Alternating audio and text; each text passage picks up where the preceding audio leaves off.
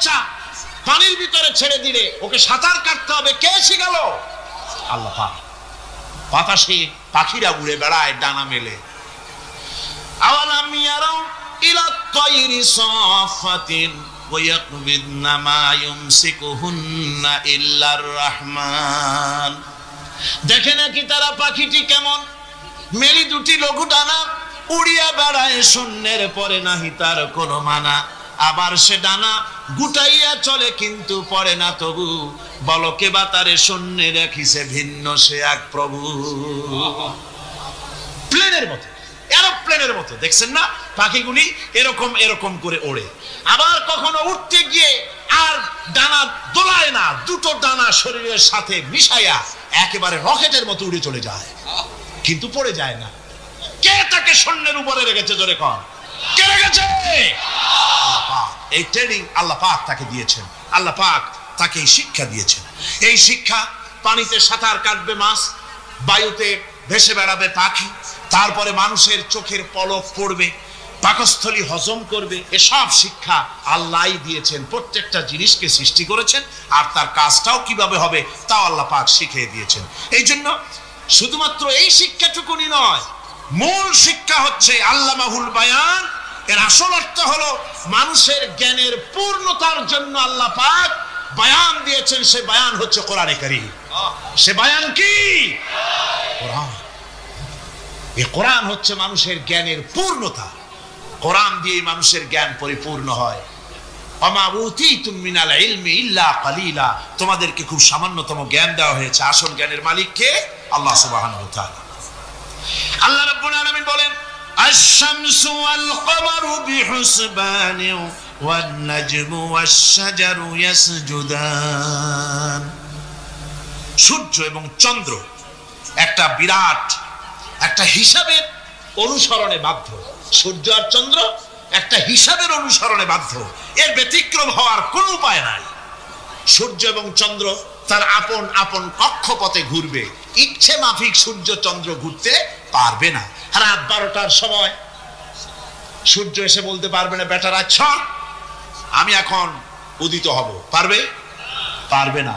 দিনের দুপুরের সময় রাত এসে মাথা চাড়া দিয়ে জাগাতে পারবে না, দিন সরে যা, আমি এখন সবটাকে রাত বানায় দেব, পারবে না। চন্দ্র এবং সূর্য একটা নির্ধারিত একটা হিসাবের অনুসরণে তারা রয়েছে, আর এই হিসাবের নিয়ম, কঠোর হিসাবের নিয়মতান্ত্রিকতার ভেতরে থাকার কারণেই মানুষের জন্য চন্দ্র, মাস, বছর ইত্যাদি গণনা মানুষের জন্য আল্লাহ সহজ করে দিয়েছেন। আল্লাহ পাকের নবীর কাছে জিজ্ঞাসা করা হচ্ছে, ওয়ায়াসআলুনাকা আনিল আহিল্লাম। ও নবী, আপনাকে প্রশ্ন করা হয় চাঁদ সম্পর্কে। কাফেররা প্রশ্ন করেছে, চাঁদের ক্রমবর্ধমান ক্রমহ্রাস কেন? চাঁদ বাড়ে কেন, কমে কেন? আপনারে জিজ্ঞাসা করা হয়, আপনি জবাবে বলুন, কুল হিয়া মাওয়াকিতু লিন্নাস। বলুন, এ চাঁদ হচ্ছে মাস, দিন, বছর গণনা করার জন্য, গোটা পৃথিবীবাসীর জন্য আমি একটা স্থায়ী ক্যালেন্ডার আকাশে ঝুলায় রাখছি। জোরে কোন সুবহানাল্লাহ। বিনা পয়সার ক্যালেন্ডার কে ঝুলায় রাখছেন? আল্লাহ সুবহানাহু ওয়া তাআলা। তিনি ঝুলিয়ে রেখেছেন এই ক্যালেন্ডারকে। আর এই চন্দ্র সূর্য নিজের ইচ্ছা মাফিক চলতে পারে না। আল্লাহ পাক কোরআনে কারিমে বলেছেন, আফা গায়রা দীনিল্লাহি ইয়াবগুন ওয়া লাহু আসলামা মান ফিস সামাওয়াতি ওয়াল আরদি তাওআন ওয়া কারহা। তোমরা কি আমার দেওয়া জীবন ব্যবস্থা ছেড়ে দিয়ে মানুষের তৈরি করা, অন্যের তৈরি করা মতবাদ গ্রহণ করতে চাও? ওয়ালাহু আসলামা মান ফিস সামাওয়াতি ওয়াল আরদ। অথচ আকাশে যা কিছু আছে, জমিনে যা কিছু আছে, সব আমার কি করছে? আমার হুকুম মেনে, আমার আনুগত্য করে তারা চলছে। আনুগত্যের সামনে মস্তক অবনত করে দিয়েছে। তাই তো আমরা দেখতে পাই তাল গাছে কোনোদিন বেল হয় না। হয়? চট্টগ্রামে হয় বোধহয়। তাল গাছে বেল হয়, নারকেল গাছে আম হয়, নিম গাছে লিচু হয়? হয় না। আল্লাহর সুন্নতের ভিতরে কোনো পরিবর্তন পাওয়া যাবে না। দেখুন, বঙ্গোপসাগরের পানি মিষ্টি না নোনা? সবাই বলুন, মিষ্টি না নোনা? বঙ্গোপসাগরের নোনা পানি জোয়ারের টানে এই বঙ্গোপসাগরের নোনা পানিগুলি পদ্মা, মেঘনা, যমুনার ভিতরে প্রবেশ করে মিষ্টি পানির ভিতরে। আবার ভাটির টানে পদ্মা মেঘনা যমুনার পানিগুলি, মিষ্টি পানিগুলি নোনা পানির মধ্যে গিয়া ঢোকে, মাঝখানে কোনো পার্টিশন নাই। নোনা পানি মিষ্টি পানির এলাকাকে নোনা বানাতে পারে না, আবার মিষ্টি পানিগুলি গিয়া নোনা পানিগুলিরে মিষ্টি বানাইতে পারে না। কার হুকুম পালন করে? কার হুকুম? النجم والشجر يسجدان والسماء رفعها ووضع الميزان। তারকা বৃক্ষরাজি সব সেজদায় রত। তারাই সেজদা দেয় কারে? কারে সেজদা দেয়? চাঁদ সেজদা করে কাকে? সূর্য করে কাকে? গাছপালা করে কারে? আল্লাহ পাককে সেজদা করে সবাই। সমস্ত সৃষ্টি জগতের কাজ হলো তিনটা। সৃষ্টি জগতের কাজ কয়টা? তিনটি কাজ। একটা কাজ হচ্ছে সৃষ্টি জগৎ মহান আল্লাহর উদ্দেশ্যে সিজদা করবে, তার হামদ করবে, তার তাসবিহ করবে। তিনটা কাজ, সিজদা করবে, হামদ করবে, তাসবিহ করবে। এই তিনটা কাজ হচ্ছে সৃষ্টি জগতে। গোটা পৃথিবীর সবকিছু আল্লাহ পাককে সিজদা করছে। কোরআনে কারীমে রব্বুল আলামিন বলেন, وَلِلَّهِ يَسْجُدُ مَنْ فِي السَّمَاوَاتِ وَالْأَرْضِ طَوْعًا وَكَرْهًا وَظِلَالُهُمْ بِالْغُدُوِّ وَالْآصَالِ। আল্লাহ পাক বলেন, আকাশে যা কিছু আছে, জমিনে যা কিছু আছে, সব কিছু আমার সেজদা করে। এমনকি গাছগুলি, গাছও আমার সেজদা করে। গাছগুলি সকাল বেলায় গাছের ছায়া সকাল বেলায় আর বিকাল বেলায় নিজের ছায়া লম্বা করে দিয়ে আমার সামনে সেজদায় পতিত হয়ে যায়। গাছগুলি আমাকে সেজদা করে, তারকা সমূহ, চন্দ্র সূর্য সব আমাকে সেজদা করে। ওয়ালিল্লাহি ইয়াসজুদু মা ফিস সামাওয়াত। কি করা হয়েছে সেজদার জন্য? মানুষ যেমন সেজদা দিতে পারে নাক দিয়া, কপাল দিয়া, হাত দিয়া, পা দিয়া, হাঁটু দিয়া, মানুষ যেমন সেজদা দিতে পারে মানে শরীর অঙ্গ প্রত্যঙ্গ দিয়ে, এইভাবে কিন্তু পৃথিবীর অন্য কোনো প্রাণী সেজদা দিতে পারে না। দেখুন না, আপনার বাড়ির একটা বিড়াল অথবা ছাগল অথবা গরু, ওরে নাক আর কপাল দিয়ে মানুষে যেমন সেজদা দেয়, ওইরকম সেজদা দেওয়াতে চেষ্টা করে, চারটা ঠ্যাং নিয়ে উল্টে পড়ে যায়, সেজদা দিতে পারবে না। সেজদা নাক আর কপাল দিয়ে সেজদার ব্যবস্থা আল্লাহ মানুষের জন্যই করেছেন। সুবহানাল্লাহ ওয়া বিহামদিহি।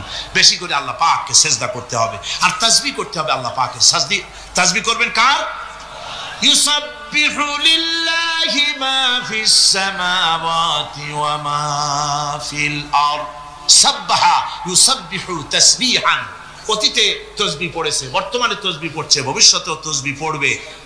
আল্লাহ যা আছে আকাশে, যা আছে জমিনে, তাসবিহ পড়বে কার? আল্লাহ পাকের তাসবিহ পড়বে। সুতরাং এই পৃথিবীতে যা আছে সব আল্লাহর তাসবিহ পড়ছে। আমরা বুঝি না, ওদের ভাষা বুঝি না।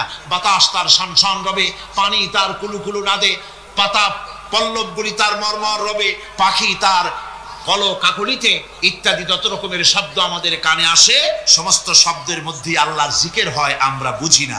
কোরআনে কারীম এই কথাটা এভাবে বলছেন, وَإِن مِّن شَيْءٍ إِلَّا يُسَبِّحُ بِحَمْدِهِ وَلَكِنْ لَا تَفْقَهُونَ تَسْبِيحَهُمْ।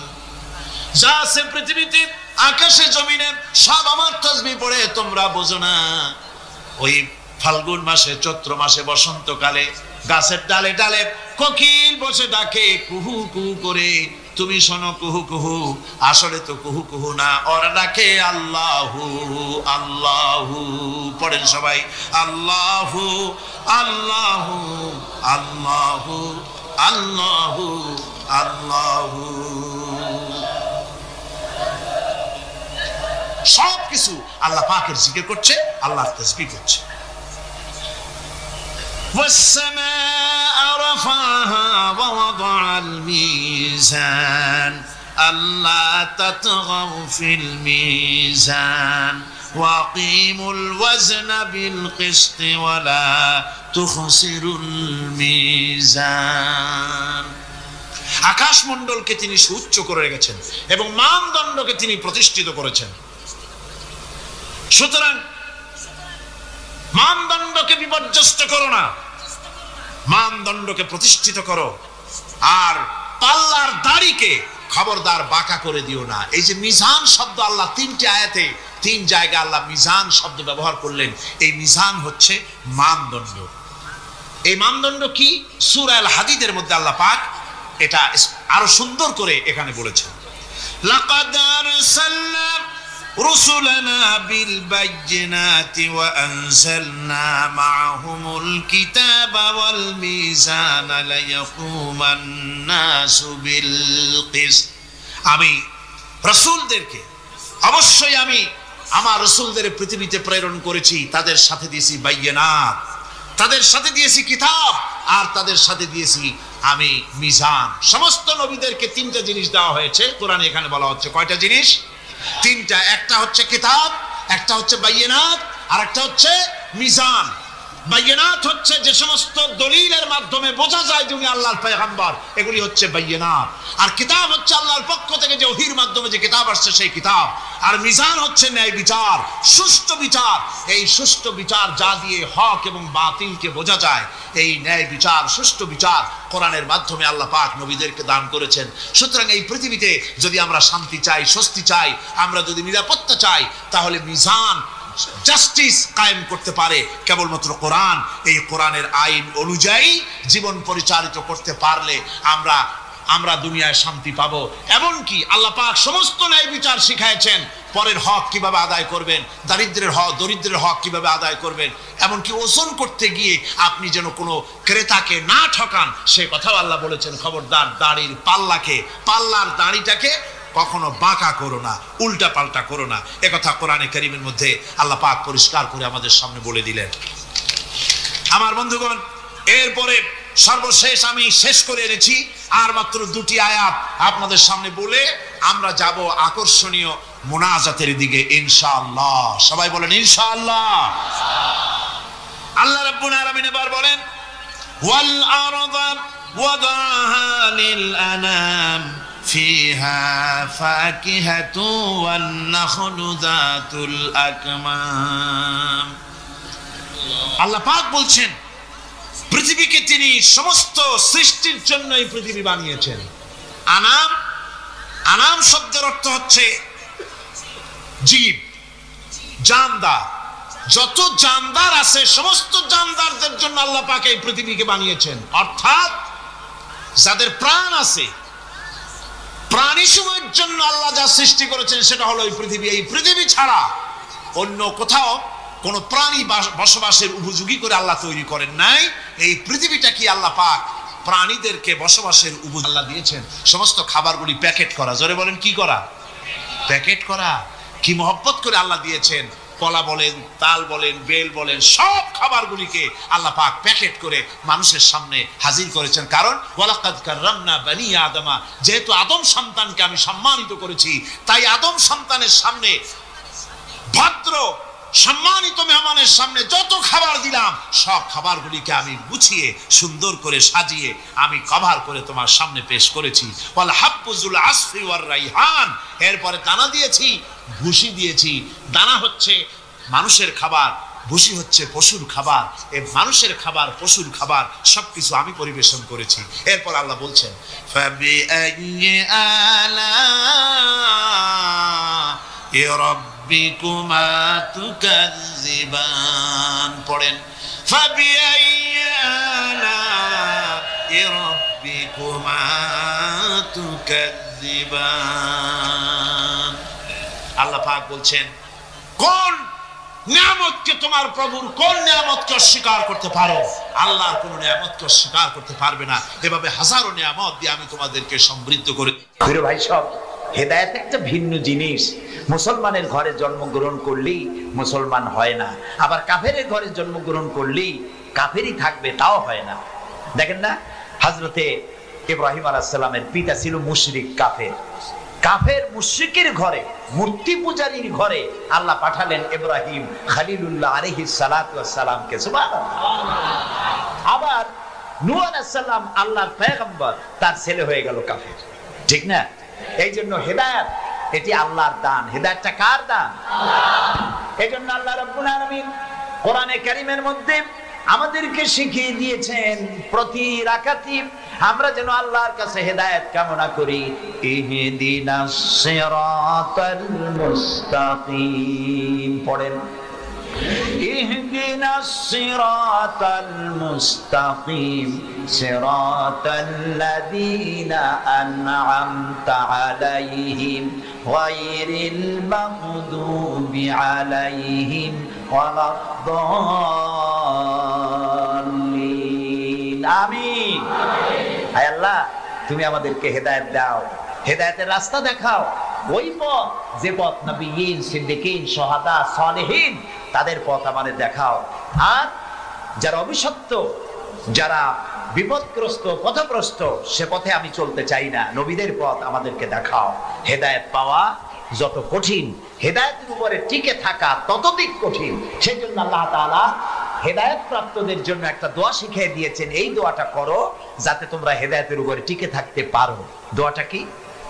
রব্বানা লা তুযিগ কুলুবানা বা'দা ইয হাদাইতানা ওয়া হাব লানা মিন লাদুনকা রাহমাতান ইন্নাকা আনতাল ওয়াহ্হাব। আয় আমার রব, তুমি আমাকে যখন দয়া করে হেদায়েতের রাস্তা দিয়েছো, আল্লাহ তুমি আমাকে হেদায়েত থেকে বিগড়ে দিও না। বলেন আমিন। নবী করিম সাল্লাল্লাহু আলাইহি ওয়াসাল্লামের কাছে কোরআন নাজিল হচ্ছে, কে এনে দিচ্ছে?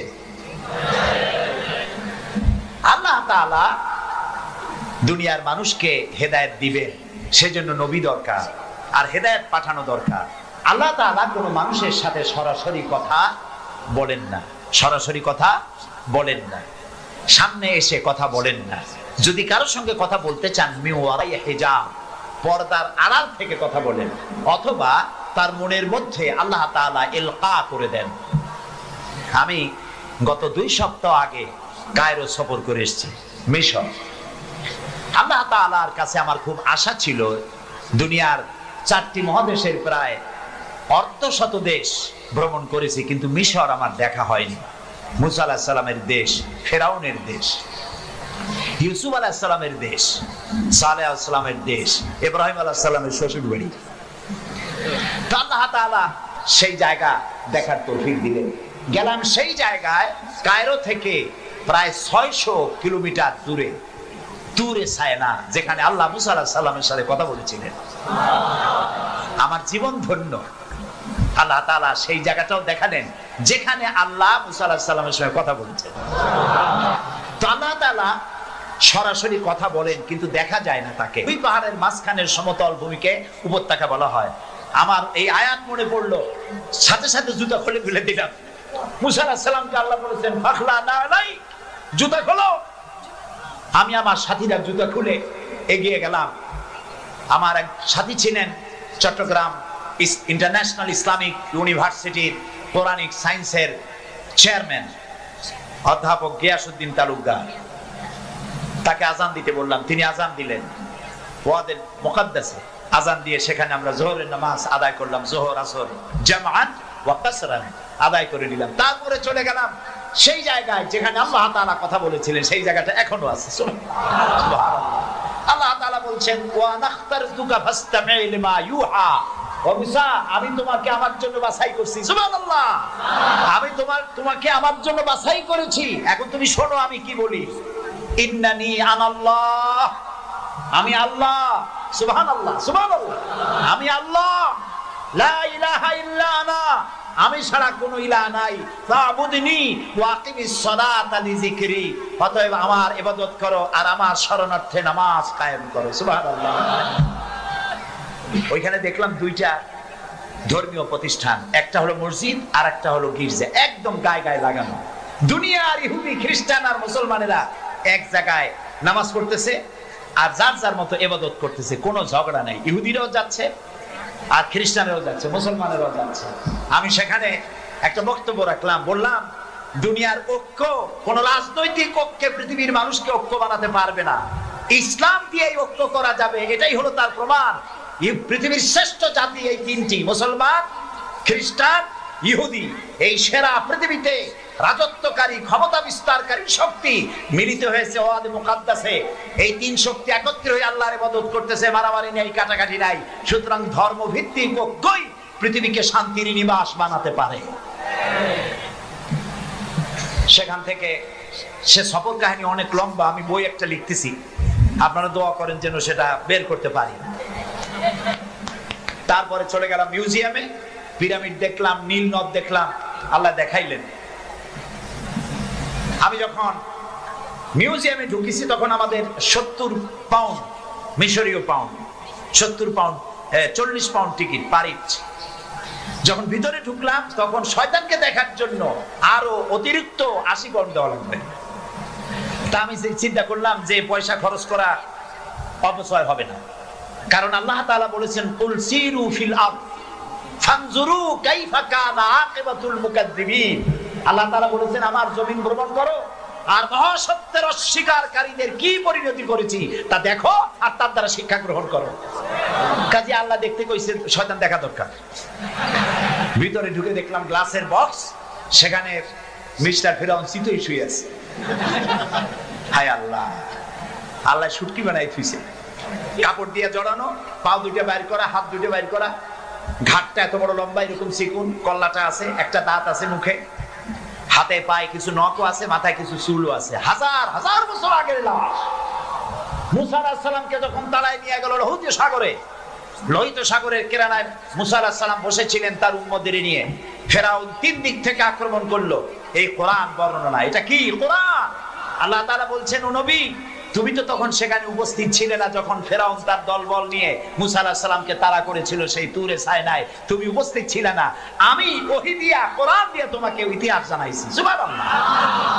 সেই লোহিত সাগরের পারে গেলাম যেখানে তাকে ঘিরে ফেলানো হয়েছিল। মুসা আলাইহিস সালাম এবং তার সাথীরা বললেন, ইয়া মুসা ইন্না লামুদরাকুন, হে মুসা আমরা তো পাকড়াও হয়ে গেলাম, সারাশি আক্রমণ করা হয়েছে, আমাদেরকে পালাবার কোনো জায়গা নাই। মুসা আলাইহিস সালাম আল্লাহর পয়গম্বর। কার নবী? আল্লাহর পয়গম্বর। মুসা আলাইহিস সালাম বললেন, কাল্লা রব্বি সায়াহদিন, ভয় পাইও না, অবশ্যই আল্লাহ তাআলা আমাদেরকে পথ বের করে দেবেন। তিন দিকে কি শত্রু, তিন দিকে কি আর একদিকে কি নদী না সাগর। আপনারা মনে করছেন নীল দরিয়া পার হয়েছে বুঝি মুসার তারা খাইয়া? সাগর, লোহিত সাগর, রেড সি, তিন দিকে শত্রু, একদিকে সাগর, পালাবার রাস্তা আছে। আল্লাহর পয়গম্বর বলছেন কোনো ভয় নাই, অবশ্যই রব্বি সায়াহদিন, অবশ্যই আল্লাহ আমাদের পথ বের করে দেবেন। আল্লাহ তাআলা খুশি হয়ে গেলেন। সুবহানাল্লাহ। আল্লাহ এটাই চান, আল্লাহ এটাই চান। বাপে করে কি? বাপে মায় ছোট্ট বাচ্চা দাঁড়ায় তো পড়ে যায়, ওঠে তো পড়ে, এইরকমের অবস্থায় টেবিলের পাশে খাড়া করে দেয়, দূরের থেকে হাত পাতে। বাপের ইচ্ছা কি যে লাভ দুগার দাঁত ভাঙু? না, ওর সাহস দেওয়ার জন্য, ওর সাহস হোক সেই জন্য টেবিলের কোণায় দাঁড় করে দূরের থেকে হাত পাতে। যেটা সাহসী সে জাম্প করে পড়ে বাপের কোলে। আল্লাহ তাআলা বিপদের প্রান্তে দাঁড় করিয়েছেন, বিপদের বর্ডারে দাঁড় করাইয়া সাহস পরীক্ষা করছেন। সুবহানাল্লাহ। মুসা আলাইহিস সালাম সাহসের পরীক্ষায় পাশ করেছেন। আল্লাহ তাআলা হুকুম করলেন, তোমার আশা দিয়ে বাড়ি মারো, আঘাত দাও। আল্লাহ তাআলা সমুদ্রকে ভাগ করে দিলেন। সুবহানাল্লাহ। সমুদ্র ভাগ হয়ে গেল। এগুলি গল্প কি? কোরআন। কোরআন। সাগর ফেটে গেল। মুসা আলাইহিস সালাম আর তার দলবল নিয়ে সাগরের মাঝখানে চলে গেছেন। ফেরাউন তার দলবল নিয়ে এসে দেখে, বাহ এ তো ভালোই, রয়্যাল রোড। ও মনে করছে ওর বাজানের তৈরি করা রাস্তা। ওর সমস্ত সেনাবাহিনী নিয়ে নেমে পড়েছে। যেই না সাগরের মাঝখানে আসছে, মুসা আলাইহিস সালাম তার দলবল নিয়ে উপার চলে গেছেন। আল্লাহ হুকুম করলেন, যিনি হুকুম করেছিলেন সাগর ফেটে যা, মুসার জন্য রাস্তা বানায় দে, সেই আল্লাহ বললেন সাগর রাস্তা বন্ধ করে দে। রাস্তা বন্ধ হয়ে গেল। এখন ফেরাউন আর তার দলবল পানিতে চুবনি খাইতে খাইতে সাথের লোকেরা সব শেষ। এখন ফেরাউন একা সমুদ্রের ঢেউতে ডুবে আর ওঠে, পানি খেতে খেতে পেটটা পুটকা মাছের মতো মোটা হয়ে গেছে। দেখে যে জান আর টেকে না, নাক দিয়েও পানি পড়ে, কান দিয়েও পানি পড়ে। এখন বলছে আমান্তু, না না না, হাফেজ নাই, হ্যাঁ, আমানাত বিহি বানু ইসরাঈল, ঈমান আনলাম সেই আল্লাহর উপরে যে আল্লাহর উপর ঈমান আনছে বনি ইসরাঈলেরা, তার উপর ঈমান আনলাম। আল্লাহ তাআলা বললেন আল আন, এখন ওয়াকাদ আসাইতা ক্বাবলু ওয়া কুনতা মিনাল মুফসিদিন। ও বলল আনা মিনাল মুসলিমিন। আল্লাহ আমি তো কলেমা পড়লাম আর তো মুসলমান হইলাম, এখনো যুবকে। আল্লাহ কয় এখন ওয়াকাদ আসাইতা ক্বাবলু, এর আগে তুমি আমার সাথে বিরোধিতা করেছো, বিদ্রোহ করেছো, আমার মানুষের উপর অত্যাচার করেছো। ওয়া কুনতা মিনাল মুফসিদিন, আর তুমি হচ্ছো সন্ত্রাসীর একজন বড় সন্ত্রাসী, বিপর্যয় সৃষ্টিকারী। শোনো ফেরাউন, আজকে আমি তোমারে শুধু মারবই না, আমি তোমাকে মৃত্যু দেব। আর তোমার আলিয়াউমা নুনাজ্জিকা বিবাদানিক, আমি তোমার শরীরকে হেফাজত করব। তোমার শরীর পানিতে পচবে না, পোকা মাকড়ে, জলচর প্রাণী, স্থলচর প্রাণী কেউ খাবে না, মাটিতেও তুই পচবি না, তোরে শুটকি বানায় রাখবো কিয়ামত পর্যন্ত। সেই আল্লাহ আছে না নাই? আছে না নাই? ওই আল্লাহ তাআলা বুশের শুটকি বানাইতে পারবে না? সুবহানাল্লাহ বলো। আল্লাহর সাথে যারা নাফরমানি করবে, আর এই নাফরমানদেরকে যারা কলম দিয়া লিখে, বক্তৃতা করে, রাজনীতি দিয়া যারা আল্লাহর নাফরমানদেরকে সাহায্য করবে, নমরুদের মতো, ফেরাউনের মতো আল্লাহ চুমাইয়া দুনিয়া থেকে জুতা মেরে বিদায় করে দেবেন। আল্লাহ রাব্বুল আলামিন বলেন ওয়ালাকাদ ইয়াসসারনাল কুরআনা লিযিকরি ফাহাল মিন মুদ্দাকির। আল্লাহ তাআলা বলেন কোরআনকে মুখস্থ করার জন্য আমি বান্দার কাছে, মানুষের কাছে বোঝার জন্য আর মুখস্থ করার জন্য আমি আল্লাহ সহজ করে দিয়েছি। আল্লাহ যদি সহজ না করতেন এই কোরআন আমরা মুখস্থ করতে পারতাম না। নবী করিম সাল্লাল্লাহু আলাইহি ওয়াসাল্লাম এই কোরআন দিয়ে মদিনায় ইসলামের রব্বুল আলামিন সকলের আল্লাহ, তো যিনি সকলের আল্লাহ তার কোরআন হবে কি শুধু মুসলমানদের? কোরআন শরীফের শুরুতেই এর মাঝে আল্লাহ বলে দিয়েছেন হুদাল লিন-নাস, হুদাল লিন-নাস, হাযা বায়ানুল লিন-নাস, এটা গোটা বিশ্বের সমগ্র মানব মণ্ডলীর জন্য হেদায়েতের গ্রন্থ কোরআন। এই জন্য আমি যখন ইউরোপ আমেরিকায় যখন বক্তৃতা করি, তখন ইউরোপ আমেরিকায় বক্তব্য শোনার জন্য মাল্টি ন্যাশনাল পিপল আমার সামনে থাকে, খ্রিস্টান থাকে, ইহুদি থাকে, মুসলমান থাকে, হিন্দু থাকে।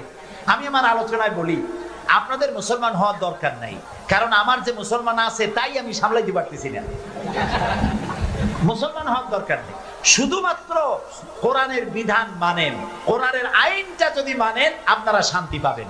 মুসলমান হওয়ার দরকার নাই, কোরআনের আইন মানেন, শান্তি পাবেন। কয় কিরকম? আমি বলি দেখেন, সুদ, সুদ হালাল না হারাম? এই সুদ দিয়ে মানুষ শোষিত হয় না উপকৃত হয়? শোষিত হয়। কারা শোষিত হয়? গরিবরা। কারা শোষিত হয়? গরিবেরা। দেখেন আল্লাহ যা বানায় শয়তান তার উল্টো একটা বানায়। আল্লাহ বানিয়েছেন জাকাত ভিত্তিক অর্থ ব্যবস্থা। জাকাত হলো ধনীদের কাছ থেকে নাও, গরিবদের দাও। আর সুদ হলো এর উল্টা, গরিবদের কাছ থেকে নাও, ধনীদের দাও। এটা হলো শয়তানের বানানো। এখন ব্যাংকের থেকে সুদ নেয় গরিবেরা, নিয়ে সার কিনলো, বীজ কিনলো, হালের বলদ কিনলো, জমিন চাষ করলো, ফসল বুনলো, কিন্তু অনাবৃষ্টি অতিবৃষ্টির কারণে ফসল হলো না। ব্যাংকের সুদ মাফ হবে? হবে না। সুদ চাপ সৃষ্টি করা হবে দেওয়ার জন্য, যদি না দেয় তাহলে বাকি হালের বলদ বেচা লাগবে, বইয়ের সোনার শেষ চুরি গাছা, ভিটে বাড়ি বিক্রি করে ব্যাংকের সুদ পরিশোধ করতে হবে। ব্যাংকে টাকা রাখছিল কারা? বুঝেন না কেন? কারা রাখছিল? তাদের টাকা আরো বাড়লো, আর গরিবের টাকা যা ছিল তাও শেষ হয়ে গেল। এখন দেখেন আল্লাহ কি বলেন। আল্লাহ রাব্বুল আলামিন বলেন ওয়াহাল্লাল্লাহুল বাইআ ওয়া হাররামার রিবা। আল্লাহ তাআলা বলেন আমি সুদকে হারাম করেছি আর ব্যবসাকে করেছি হালাল। সুদ হারাম। কত বড় হারাম? রাসূলুল্লাহ বলেছেন সুদের মধ্যে ৭০টি গুনাহ, তার ৭০ গুনাহ হলো নিজের গর্ভধারিণী মাকে বিবাহ করা। নাউযুবিল্লাহ। ঘৃণার সাথে বলেন নাউযুবিল্লাহ। এই মারাত্মক গুনাহ, এই সুদ যদি বাংলাদেশে রাষ্ট্রীয়ভাবে বন্ধ করা হয় তাহলে উপকৃত হবে শুধু মুসলমানেরা, হিন্দুরা হবে না, খ্রিস্টান হবে না, বৌদ্ধরা হবে না? এখন এটারে কেমনে বন্ধ করবেন কোন? সুদ কেমনে বন্ধ করবেন? সুদের বিরুদ্ধে আমাদের দেশের পীর সাহেবরা, মৌলানা সাহেবরা ওয়াজ কি কম করছে? পক্ষে করছে না বিপক্ষে করছে? সুদ বন্ধ হয়েছে? আমি বলি কিয়ামত পর্যন্ত যদি এই দেশে পীর সাহেবরা আর মৌলানা সাহেবরা ওয়াজ করতে থাকে সুদের বিরুদ্ধে, সুদ বন্ধ হবে না, হবে না, হবে না। ওয়াজ দিয়া তাফসীর দিয়া সুদ বন্ধ হয় না। ওয়াজ দিয়া তাফসীর দিয়া যদি সুদ বন্ধ হইতো তাহলে মুহাম্মদ সাল্লাল্লাহু আলাইহি ওয়াসাল্লামের চাইতে বড় ওয়াইজ আকাশের নিচে জমিনের উপরে আর একজন আছে? তিনি ওয়াজ করে বন্ধ করতে পারতেন। তিনি বন্ধ করছেন কিভাবে? আইন করিয়া। কিভাবে করছেন? যেমন একটা বিষয় আপনাদের বুঝাই, আমাদের দেশে এখন পলিথিন আছে না নিষিদ্ধ হয়েছে? কেমনে নিষিদ্ধ হইল? মৌলানা সাহেবরা ওয়াজ করছে, ভাইরা আপনারা পলিথিন ব্যবহার করবেন না, কবিরা গুনাহ হইব। আর যদি কেউ পলিথিন ব্যবহার করেন কিয়ামতে 13 দিন জাহান্নামে থাকবেন। এরকম ওয়াজ করছে কেউ? কেমনে বন্ধ হইল? পরিবেশ মন্ত্রী বিল উত্থাপন করলেন পার্লামেন্টে, বললেন পলিথিন জমিনের উর্বরা শক্তির জন্য মারাত্মক ক্ষতিকর। পলিথিন পচে না, জমির উর্বরা শক্তি নষ্ট করে দেয়। একদিন বাংলাদেশে জমিনের উর্বরা শক্তি হারিয়ে গোটা মানুষ দুর্ভিক্ষের কবলিত হবে, না খেয়ে মারা যাবে। সুতরাং এই ধরনের বিষাক্ত জিনিস এটাকে নিষিদ্ধ ঘোষণা করা হোক। স্পিকার সাহেব তখন বললেন, পার্লামেন্টের সামনে, সংসদের সামনে এখন প্রশ্ন হচ্ছে যে পলিথিন মারাত্মক ক্ষতিকর বিষয়, এই জিনিসটি নিষিদ্ধ ঘোষণা করা হোক। পক্ষে যারা আছেন তারা হা বলেন। হা বলল, তিনি হা বিজয় হয়েছে বলে এটাকে নিষিদ্ধ ঘোষণা হয়ে গেল। পরের দিন প্রেসিডেন্ট সই করলেন। এখন পলিথিন নিষিদ্ধ হলো না জারি আছে? কোন এর প্রোডাকশন, এর উৎপাদন, এর বিপণন সবটা বন্ধ হয়ে গেছে। এখন সুদ বন্ধ করবেন কেমনে? ওয়াজ করে বন্ধ করা যাবে না। সুদে মানে সুদের বিপক্ষের লোক পার্লামেন্টে যদি যায়, 2/3 মেজরিটি যদি তারা হয়, তারপরে একজন লোক সেখানে দাঁড়িয়ে যাবেন, বিল উত্থাপন করবেন, বলবেন আল্লাহ সুদ হারাম করেছেন, রাসূলুল্লাহ বলেছেন সুদের মধ্যে 70টি গুনাহ। তার 70 গুনাহ হলো নিজের গর্ভধারিণী মাকে বিবাহ করা। এই মারাত্মক সুদকে নিষিদ্ধ ঘোষণা করা হোক। স্পিকার সাহেব বলবেন, সংসদের সামনে এখন প্রশ্ন হচ্ছে, সুদ হচ্ছে মাকে বিবাহ করার মতো মারাত্মক গুনাহ। এই গুনাহ থেকে গোটা জাতিকে বাঁচাবার জন্য সুদ নিষিদ্ধ ঘোষণা করা হোক। এই প্রস্তাবের পক্ষে যারা আছে তারা জোরে হা বলুন। আরে ভাই, এটা তো পার্লামেন্ট না। পার্লামেন্টে যখন হা বলবে তখন স্পিকার সাহেব বলবেন, আমার মনে হয় হা জয় যুক্ত হয়েছে, হা জয় যুক্ত হয়েছে। কয়বার কবে? 3 বার। পরের দিনে বিল চলে যাবে বঙ্গভবনে, প্রেসিডেন্ট সাহেব চোখ বুজে সই করে দেবে। তারপরের দিন থেকে সোনালী, বৈকালী, উবালি, বুবালি, গোষ্ঠী সুদ্ধা ব্যাংকের সুদ বন্ধ হবে নাকি হবে না বলো? সুতরাং কোরআন এসেছে আইন ইমপ্লিমেন্টের জন্য। কোরআনের আইন চালু করো। কোন হিন্দুর মুসলমান হওয়ার প্রয়োজন নাই, কোন খ্রিস্টানের মুসলমান হওয়ার প্রয়োজন নাই। কোরআনের আইন চালু হওয়ার মানেই হলো মানবতার কল্যাণ। সুবহানাল্লাহ।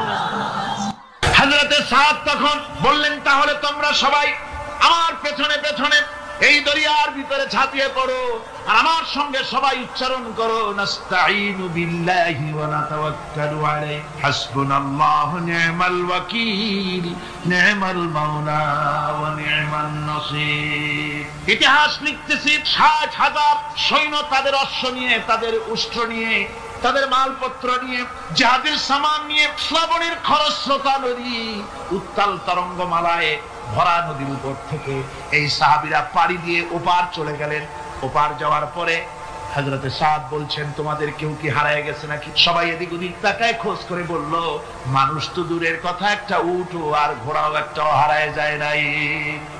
একজন বলল, আমার একটা পেয়ালা, যে পেয়ালা আমি পানি পান করতাম, সেই পেয়ালাটা তুফানে ছিটকে কোথায় চলে গেছে, ওইটা হারায় গেছে। হযরতে সাদ বলেন, মুজাহিদের কোন জিনিস দরিয়া নিতে পারে না, অবশ্যই তা ফেরত আসবে।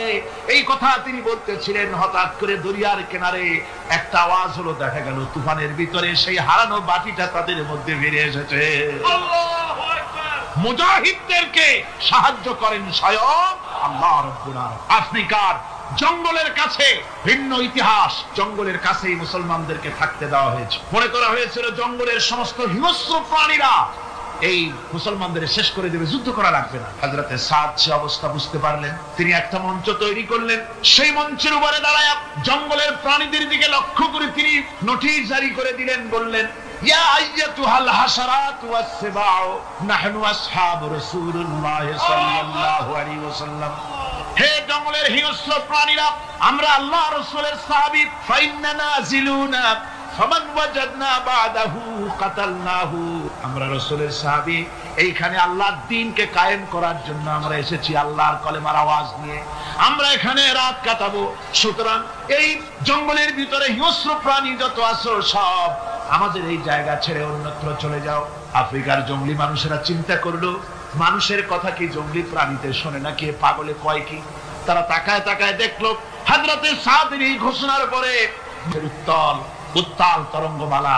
নিশ্চয়ই তোমার ভুলে যাওয়ার কথা নয় যে তোমার উপর থেকেই আমরা দরিয়া পার হয়ে উপরে গিয়ে কালেমার পতাকা উড্ডীন করেছিলাম। আমরা সেই মুসলমান।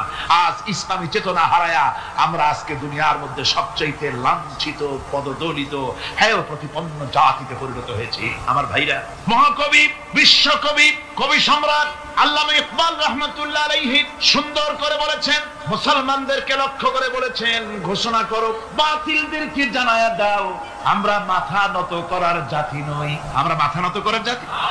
ভারত আজ আমাদের দিকে চোখ রাঙায়। ভারত চোখ রাঙায় তাকায় আমাদের। দুনিয়ার অনেকেই আমাদের দিকে চোখ রাঙায়। বিশ্বকবি আল্লামা ইকবাল বলেছেন, বাতিল সে দবনে ওয়ালে आया आसमां नहीं हम, बातिल से दबने वाले आया आसमां नहीं हम, सबर कर चुका है तू इम्तिहान हमारा। বাতিলের সামনে মাথা নত করার জাতি আমরা নই। ওই আকাশ সাক্ষী, জমিন সাক্ষী, আমরা মাথা দিয়েছি কিন্তু মাথা নত করি নাই। শির দিয়েছি, আমামা দেই নেই। সে জাতি আমরা। সুবহানাল্লাহ। সেই জাতি আজ দুনিয়ার বুকে লাঞ্ছিত, পদদলিত হচ্ছে। কারণ কি? কারণ হচ্ছে একমাত্র এই যে আমরা আমাদের জীবনের উদ্দেশ্য ভুলে গিয়েছি। আমার ভাইয়েরা, আল্লাহর এই রাস্তায়, আল্লাহর এই দিন প্রতিষ্ঠার জন্য লড়াই হবে, জিহাদ হবে। জিহাদের কথাই বলতেছি। এই জিহাদ হলো পৃথিবীর নির্যাতিত, নিপীড়িত মানুষের মুক্তির জন্য জিহাদ। জিহাদ কি জন্য? আমরা রাষ্ট্রপ্রধান হব, আমরা দেশ দখল করব, নেতৃত্ব দিব, এজন্য নয়। আমরা জিহাদ করব মানুষকে, মানুষের তৈরি করা মতবাদ, নির্যাতন থেকে, জুলম থেকে, অত্যাচার থেকে মানুষকে বাঁচাবার জন্য, মানবতা নিগৃহীত, নির্যাতিত মানবতার মুখে মুক্তির হাসি ফোটাবার জন্য আমরা করব লড়াই। সেই লড়াইয়ে এগিয়ে আসতে হবে তরুণদেরকে। কাদেরকে? জোরে বলতে হবে, কাদেরকে? তরুণদের আসতে হবে, যুবকদের আসতে হবে। আমার আনন্দে বুক ভরে যায় যখন দেখি মাহফিলে, আজকে তো এই মাহফিল কোরআনে কারীমের কথা এই ভূখণ্ডে আল্লাহ বলার তৌফিক দিয়েছেন। 35টি বছর পার হয়ে গেছে। জীবনের 35টি বছর কোরআনে কারীমের সামান্য একটু খেদমত করার তৌফিক আল্লাহ পাক দান করেছে। যখন এই কাজ প্রথম শুরু করি তখন দেখেছি মাহফিলে যারা আছে তাদের 95% দাড়ি পাকা বুড়া মানুষ। কিন্তু দিন যত যেতে লাগলো, দিন যত যেতে লাগলো, 71 পার হয়ে গেল, 72, 73, 74 এলো, আস্তে আস্তে দেখা গেল চিত্র উল্টে গেল। আজ মসজিদে তরুণদের জন্য জায়গা পাওয়া যায় না। যারা মসজিদে যায় সব তরুণ। যারা আগে হজে যেত সব বুড়া মানুষ, পাপ করার আর কোনো বয়স নাই, তখন যাইতো হজ করতে। এখন আলহামদুলিল্লাহ তরুণেরা যায় হজ করতে বেশিরভাগ। আজকের মাহফিল দেখুন, দাঁড়ায় দেখতে বলি নেই, জায়গায় বসে আর ডাইনে বা একটু তাকায় দেখেন কারা বেশি, দাড়ি পাকা না যুবক? যুবক আর তরুণ দিয়ে আল্লাহর এই মুজাহিদ, আল্লাহর এই গোলামদের দিয়ে আল্লাহ মাহফিল ভরে দিয়েছেন। জোরে কোন সুবহানাল্লাহ, জোরে কোন আলহামদুলিল্লাহ। এই তরুণ যুবকরাই হচ্ছে ইসলামের সম্পদ। ইসলামের সম্পদ কে? তরুণ আর যুবকেরা। তোমাদের অবদান ইসলামে সব চাইতে বেশি। মনে রাখবেন যুবকেরা, শোনো, ইসলাম প্রতিষ্ঠিত হয়েছে তোমাদের রক্তের উপরে। কাদের রক্তের উপরে? যুবকদের রক্তের উপরে। যারা ইসলাম প্রথম কবুল করেছিলেন তারা কিন্তু বুড়ো ছিলেন না কেউ। প্রথম যে ব্যক্তি ইসলাম কবুল করলেন হযরতে সাইয়েদুনা আবু বকর সিদ্দিক রাদিয়াল্লাহু তাআলা আনহু, বয়স ছিল 37 বছর। 37 বছর বয়সে দাঁতটা পড়িয়া খুনখুনা বুড়া হয়ে গেছিল নাকি? হযরত ওমর ইসলাম যখন কবুল করেন তখন তিনি ছিলেন 26 বছরের টকবকে যুবক। যৌবনের রক্ত পা এবং মাথা পর্যন্ত শিরায়, উপশিরায় ধাবমান এই যুবক হযরত ওমর 26 বছর বয়সের সময় ইসলাম কবুল করেন। হযরত আব্দুর রহমান বিন আউফ যখন ইসলাম কবুল করেন বয়স ছিল মাত্র 17 বছর। হযরত আলী যখন ইসলাম কবুল করেন তখন বয়স ছিল মাত্র 8.5 বছর। তোমাদের মতো তরুণেরা, যুবকেরাই সর্বপ্রথম কলেমার পতাকা ধারণ করে রাসূলকে সাহায্য করেছিল। সুবহানাল্লাহ।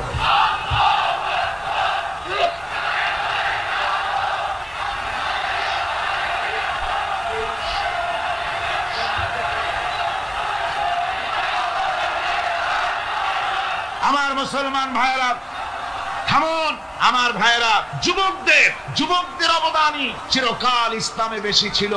তাই বলে যারা বৃদ্ধ মানুষ তাদের কিন্তু কোনো মন খারাপ করার কোনো কারণ নাই, ঠিক কিনা? যেহেতু আমরা যারা বয়সের প্রান্তে এসে গেছি, আমরাও ওই যৌবন কালটা পেরিয়ে এসেছি, ঠিক কিনা? আরেকটি কথা, কিয়ামতের দিন কোন বুড়ো মানুষ বেহেশতে যাবে না, সব যুবকরা যাবে। বেহেশতে যাবে কারা? বুড়োরা বোধহয় ভয় পেয়ে গেছে। রাসূল পাক সাল্লাল্লাহু আলাইহি ওয়াসাল্লাম বলেছেন, আমার কথা না, হুজুর বলেছেন কোন বুড়ো মানুষ বেহেশতে যাবে না, কোন কালো মানুষ বেহেশতে যাবে না। এখন রাসূল যদি বলেন, তার কথাই তো আইন। হুজুর বলেন কালো মানুষ বেহেশতে যাবে না, একটা কালো মানুষ কাঁদিয়ে তো পড়ি, হুজুর বলেন কেঁদো না, তুমি যখন বেহেশতে যাবে চাঁদের মতো সুন্দর চেহারা নিয়ে বেহেশতে যাবে। বুড়ার কান্না দেখে হুজুর বলছেন কেঁদো না, তুমি যখন বেহেশতে যাবে আল্লাহ তোমার যুবক বানায় পাঠায় দিবে, যেহেতু বেহেশত হচ্ছে যুবকদের জন্য। সুবহানাল্লাহ। অত নাজ নিয়ামত, অত আনন্দ, বুড়া মানুষের তো খাইয়ে খুঁয়ে বেহেশত নষ্ট করি ভালো। এই জন্য যৌবন দরকার, স্বাস্থ্য দরকার বেহেশত উপভোগ করার জন্য। সেই জন্য বেহেশতে যাবে কারা? তরুণেরা যাবে। কারা যাবে? তরুণী দিয়ে আল্লাহ পাক বেহেশত ভরে ফেলবেন। সুবহানাল্লাহ। আমার তরুণেরা, যুবকেরা শোনো, রাসূলুল্লাহ তোমাদের কত সম্মান দিয়েছেন। কে সম্মান দিয়েছে? রাসূলুল্লাহ এক জায়গায় বক্তৃতা করছে, এমন সময় দেখা গেল একজন তরুণ সাহাবী, নাম তার জারীর রাদিয়াল্লাহু তাআলা, চাঁদের মতো চেহারা তার ছিল, খুব সুন্দর চেহারা ছিল তার। হযরত জারীর বসতে না পেরে জায়গা পায় না, দাঁড়ায় আছে। রাসূল নিজের গায়ের চাদরটা খুলে জারীরের দিকে নিক্ষেপ করলেন, বললেন, জারীর দাঁড়িয়ে আছো, আমার চাদরের উপরে বসো। সুবহানাল্লাহ। হযরতে জারীর রাসূলুল্লাহর চাদর নিয়ে চুমা খাইতে লাগলেন আর বললেন, আকরামাকাল্লাহ কামা আকরামতানি ইয়া রাসূলুল্লাহ। হে রাসূল, আল্লাহ আপনার সম্মান আরো অনেক বাড়িয়ে দিন, যেমন আপনি আমাকে মর্যাদা দিলেন। হে রাসূল, আপনার চাদরে পৃথিবীর কোনো মানুষ বসতে পারে? আমার তরুণ ভাইরা, আমার যুবক ভাইরা, তোমাদেরকে রাসূল মহব্বত করতেন, ভালোবাসতেন সবচেয়ে বেশি। তোমরা আজ বাতিলের শিকার। কার শিকার? বাতিলের শিকার। তোমাদেরকে কি দেওয়া হয়? যে সব রাজনৈতিক দলের যুবক যারা তোমরা এখানে আছো, জিজ্ঞেস করি তোমাদের নেতারা তোমাদেরকে কি দেয়? দেয় অস্ত্র, দেয় টাকা, দেয় নারী ভোগ করার জন্য পয়সা, তোমাদের চরিত্র ধ্বংস করার জন্য সব রকমের হাতিয়ার তুলে দেয়।